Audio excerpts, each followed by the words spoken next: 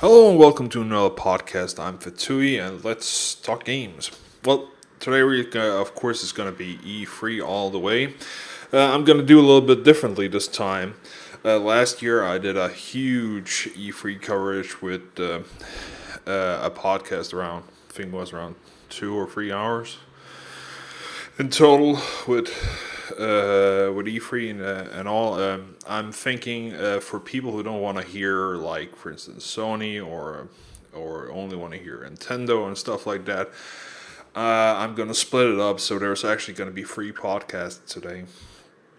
Actually, 4 because I'm covering also Ubisoft and EA in one. Um, So that's what's going to happen. I hope you will join me in all 4 of them. If not, I hope you will join me at least one of them or two. So let's start out with Microsoft.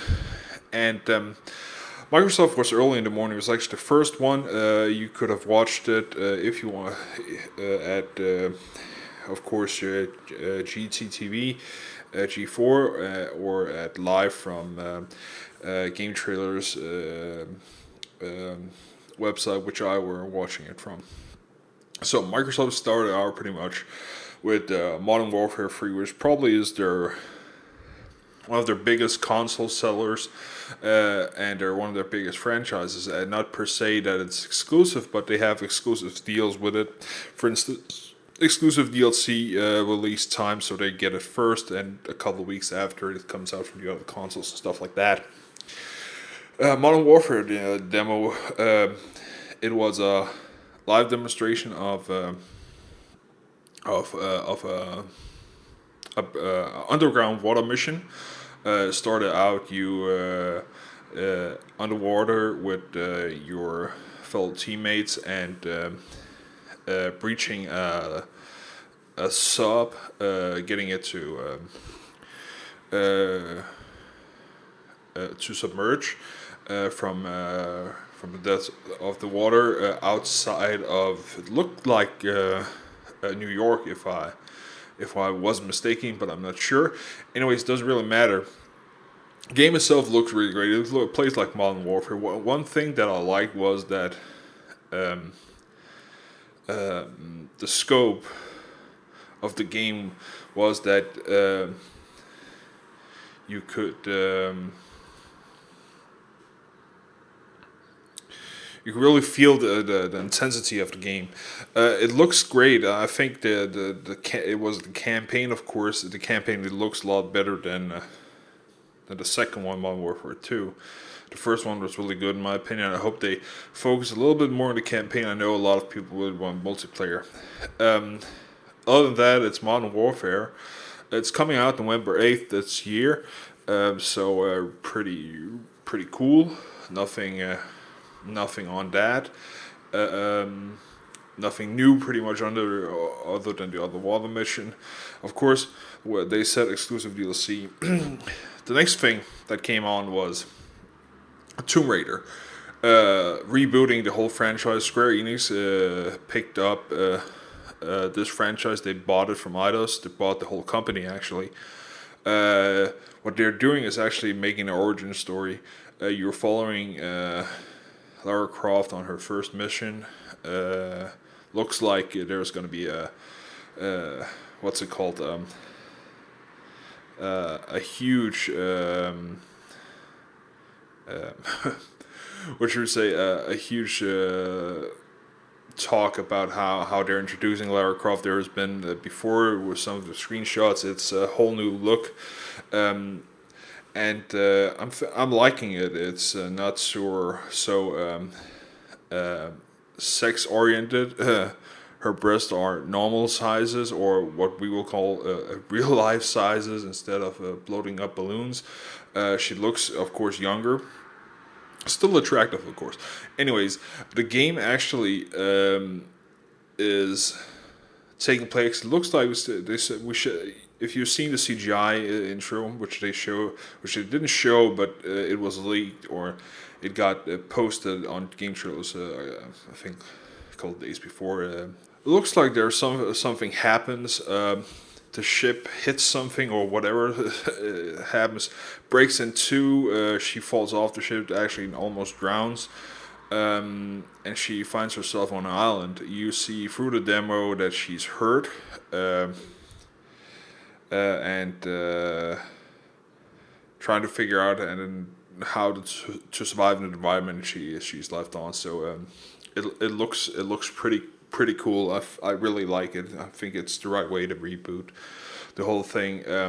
It's a lot like Uncharted. You can't miss that. They really took a lot of the ideas from Uncharted, but it's more dark. It's not so funny. At least not from the trailer, at least, and from the gameplay they showed.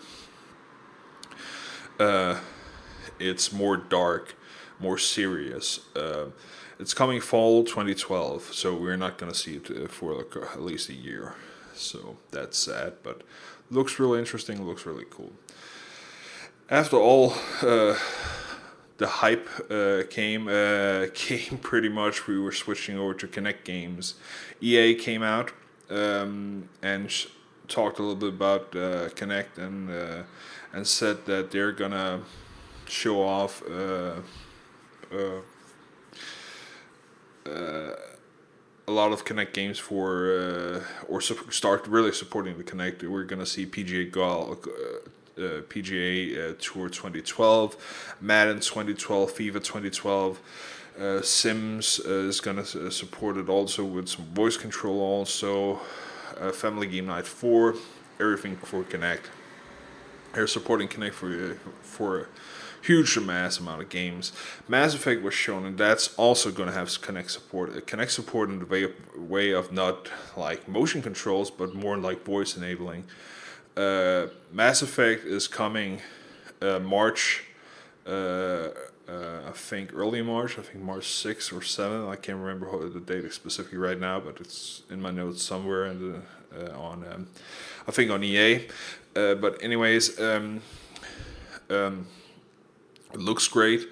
The voice controls make sense, at least from gameplay. You're gonna, instead of pausing the game, having more some real time gameplay where you actually command the different squad members you have to move up, but you still have to point where they have to move up. But it looks a little bit more intuitive. Gameplay as in voice through story wise, you'll be able to select your choices in the dialogue by saying the choice that's on the screen, which I think is waste of time because it's faster and easier just to put it. But why do you want to keep saying stuff like stupid things that are already on the screen? I think pushing a button is a bit easier. That's at least my taste. But and it looks like through that, I think at least that we know that Microsoft has said that Kinect maybe or is going to come to PC. Are we going to have voice enabling there? And second thing of, will Mass Effect 3 support Kinect on the PC? And the last thing is, all this voice enabling for Kinect is a huge problem for countries that are not where the main language is not English, because Kinect is the Kinect voice support is disabled on these regions, so you have to fiddle around with your Kinect to actually being able to get it. So I think that's a big problem for these games if they're really going to push Kinect other than the UK and the US and Canada. That's a big market actually. Yeah, that's pretty much it for EA. The small forest they were. Ubisoft came out. They showed off Tom Clancy Ghost Recon Future Soldier, which looked really great. They had Kinect support there also. The Kinect support was in more like you could play the whole game with what's it called, with motion controls, but it looks stupid. The way you fire is you open your hand for from a fist to a palm. Looked really stupid. Looked like he had a lot of precision issues. In my opinion, it took a lot of time to actually getting into the firing a gun, or at least firing precisely on the target that he wants. If you zoomed in, it looked like it worked, but the control is definitely the way to go, in my opinion. Kinect is not meant for that. So that's not gonna work. That's a gimmick. And Ubisoft said all Ghost Recon titles will be Kinect enabled from now on. So if you don't pick this one up, the next one is gonna have it. I really liked the part where they showed off. They showed off how the Ghost Recon has this huge customization for your gun, and you can split it up, and pretty much every little tiny bit in the gun can be picked apart, and you can do. And it can be supported for long range, short range, and all that. And with an easy gesture through the Kinect, you could dismantle the gun. Really, really cool, and gather it together. But selecting the items itself, the shaft and all those things, the magazine and whatnot. I think the voice enabling picking stuff, but then actually going through the menu and moving your hand, that's too slow. I think the controller would be a lot better. So through that, I don't think it's gonna work totally, and I don't think it's $150 or $100 or whatever the Kinect is right now. It's not worth picking up a Kinect for Ghost Recon. If you have it already and you're gonna pick up Ghost Recon, could be fun to fiddle around with. But buying it for Ghost Recon, not worth it. So after that, they pretty much talked about the new Xbox experience, which they talked about. Well, YouTube is coming to Xbox. Bing is coming to Xbox, of course, because Bing is Microsoft. Google is not going to be there, and Bing is not like, you're not going to have a web browser. It's going to be what's it called, internal search on the system itself. So if you say Xbox Bing Harry Potter, it will show you every Harry Potter game that's available on the Xbox market. It's gonna, of course, show you all the movies that are on Netflix and so on and so forth, and it's probably going to show you some things on YouTube also. And you can select that for voice enabling, which it's okay, but it's, I don't know. It might be okay. I wish with a browser into it and actually starting searching it, since you want to go with a big media center now that's saying the Xbox is your key entrance to your TV and everything else. Why not put in a browser like the PlayStation has and every other console pretty much has? Even the Wii has it. And through that, make voice enabling searches and check your mail and all that stuff. Making it a better experience, so you don't have to do all other things when you want to browse the web and go another place. So I think that's a stupid move. They're not integrated that yet. Maybe it's coming. Then they talked about Xbox Live TV, which again, all this Xbox Live content, you can be definitely sure that non-American or non-English talking regions are not going to get anything from this. We don't have the voice enabling. We're not going to get Bing. We're not going to get, maybe we're going to get YouTube. That's one thing, but it's going to be region locked. The TV is only going to be for US, because we're talking already. It's Fox network and all that. That's going to be US, England, France, and Canada. Those are the only people that are going to have the choice of Xbox Live TV. So that we are far from actually having a big experience for everybody, and it shows that the Xbox pretty much is a U.S. console more than a worldwide console. And actually, the funny thing, they I'm skipping a little bit ahead, but they actually wanted or said in a press conference that they want to be a global experience for people. It's never going to happen if they keep locking themselves up. The Xbox Live TV is launching this fall. They also talked about the Ultimate Fighting Champion, where you be able to see through your Xbox, and it's coming this holiday. Also having some betting and stuff like that. I'm not talking money, but some fall trivia games you can do with your friends, betting each other up. Well, let's say on matches and all that stuff. Again, it's not going to come out outside the U.S. pretty much, only for English-talking countries or countries that are interested in UFC. But over here, for instance, the Xbox pretty much is worthless. Paying the gold membership, the $60, is not worth, because we don't have a lot of the content that the US has, and that's a big problem.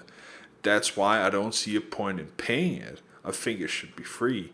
But if all the features were globally, it would be a whole different story.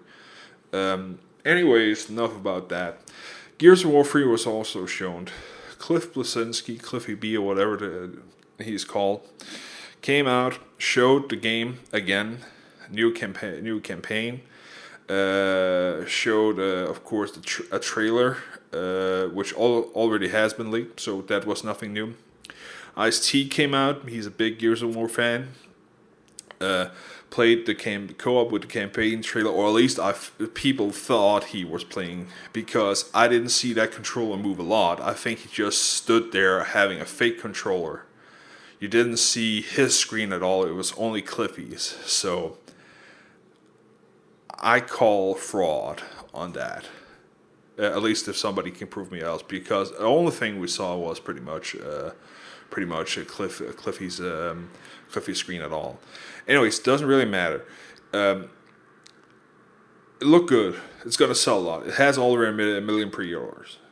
It's coming later this year. Can't remember the date. Doesn't really matter. The only thing is that for the Horde mode, which is a new mode for the multiplayer, Ice-T is bringing back his old band. They're gonna make a song for it. Whoop-de-doo. Next game they showed was a really interesting game until I found out it was Kinect. Rise, which looks like a gladiator Rome type battling. You're seeing it feels like 300, which is not, but it's in that time of year, Rome and Sparta and all that nonsense. But until we saw the gameplay looked really good, until we saw it was Kinect, it was just like, what? Why play this on Kinect? And the great thing is that you have this kicking motion, and the first thing that I saw somebody tweet, kicking your TV in. And I can see that exactly. If you're in a tight room and you're trying to play this, and you're, let's say your Kinect works in this small room, and you do this kicking motion, and you kick your TV in, your flat screen TV, and you paid probably a lot of money for, or at least you paid some money for it, you're going to be pretty pissed. Yeah. It looks good. Graphics are great, but it's on rail. Every Kinect game is on rail, because you don't have a huge stadium to walk around and play this game here. You have your living room. You can't walk around. The game has to do it for you. So it's on rails, and that's what pretty much takes me off of every serious Kinect game. And all Kinect games are sold. The big surprise was, or not the big surprise, because it got leaked just a couple of hours, or actually a day before the press conference, that Halo 1 Remaster is coming to Xbox. They talked a little bit about co-op. It's coming out November 15th this year. You're going to be able to switch from classic mode to anniversary mode. Uh, Looks good. People are going to be excited. It's going to be not a full retail price, and it's going to be downloadable if I've heard correctly also.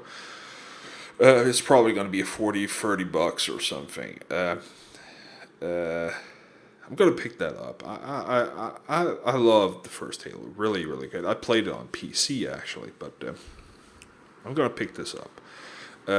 Forza 4, we've seen that last year. Nothing new. Looks good.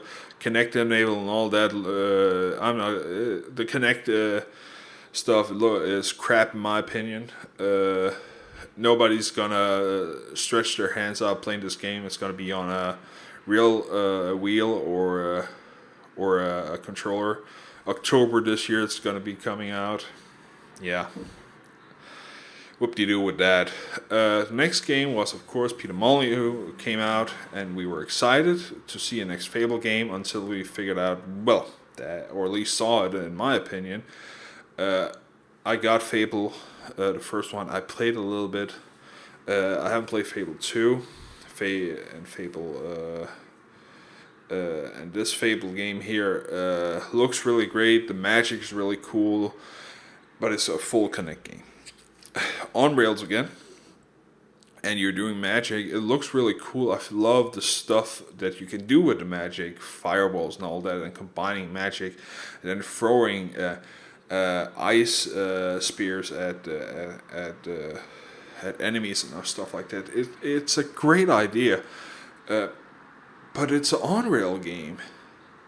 It and it doesn't work in my opinion. It's like the Star Wars game. They also showed that it lags. It didn't really have this 60 frame per second, at least from the control perspective, and that's not a good experience. It sucked if you have to jump or do a motion and you can see with your own eyes playing the game that it takes like 2-3 seconds actually to figure out that you did this movement.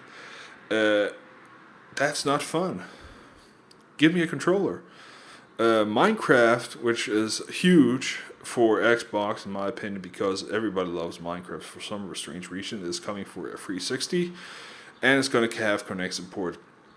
They showed off Disneyland Adventures also with Connect support, which is pretty much Disneyland where you go through it with Tinkerbell and everybody else that we know of. Tim Schafer came out and announced his new game, which I was surprised to see him. That was a really big surprise to me, but I was sad after he said what game is Sesame Street Once Upon a Monster, which looks really fun. But Sesame Street brings back memories for me, but it's a Connect game. Pretty much like Connect Sports or whatever, just something else with Sesame Street. Looks really cute. I think it's going to sell a bunch, but it's not a demographic for older people. I would rather have seen him coming out saying Full Throttle 2 is coming. But that's not going to happen. Connect Fun Labs. Kudo came out, the jackass of Connect.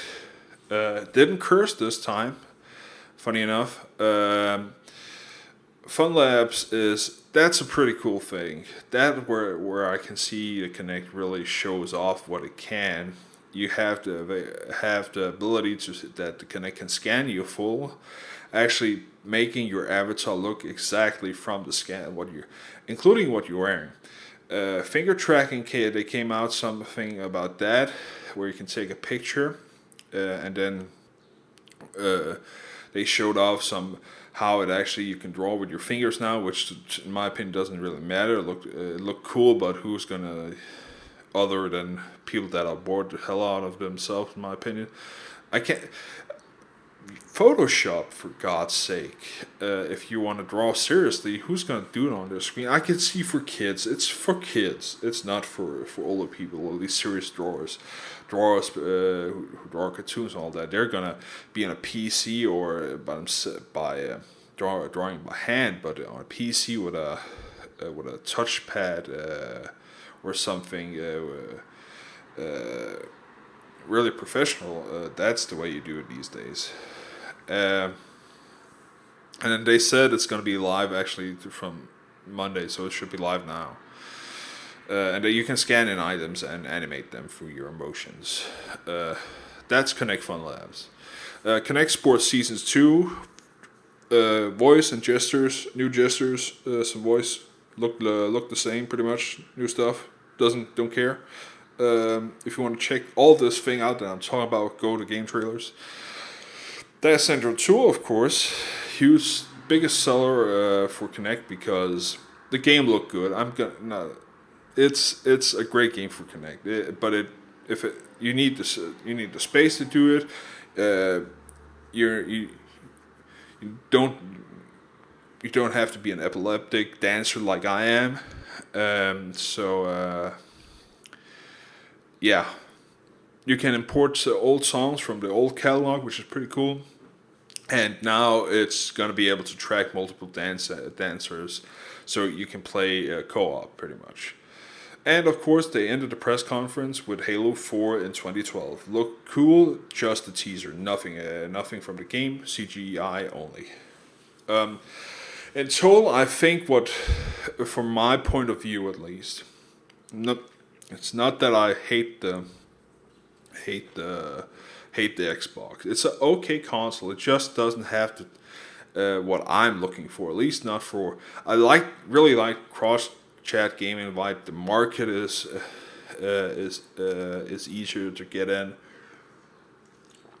It has some really great ideas, and it's been out there longer. They know what they're doing, but big problem is, in my opinion, for me, we don't get all the content everywhere. It's region locked, and it's too much money uh, for for this small part for what we're paying over here. The Connect doesn't interest me at all. It's too expensive, and no, they haven't showed me a game yet where I want to use the Connect, and doesn't make me feel like a fool. I have tried it. My sister has it. Other than that, Forza 4, Gears of War, and Halo Anniversary are the only free games for hardcore people. And Gears and Forza already have been announced, so no surprises at all. They really lacked, in my opinion, for at least a game wise perspective. It's a gimmick show pretty much with Connect and the Sender. Yeah, if you're of course Mass Effect, but again Mass Effect also, but we already knew about Mass Effect. Tomb Raider we're not gonna see until next year, and it's multi-platform. Mass Effect is also multi-platform.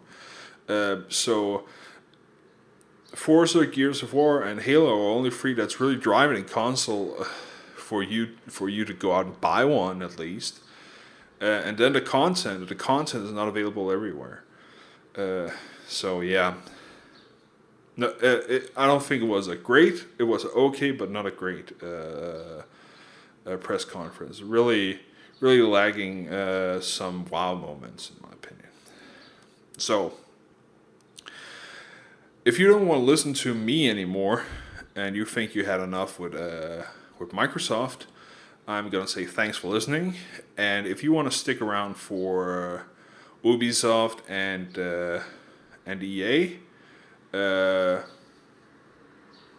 pick the next podcast up and listen to that. Until then, see you next time.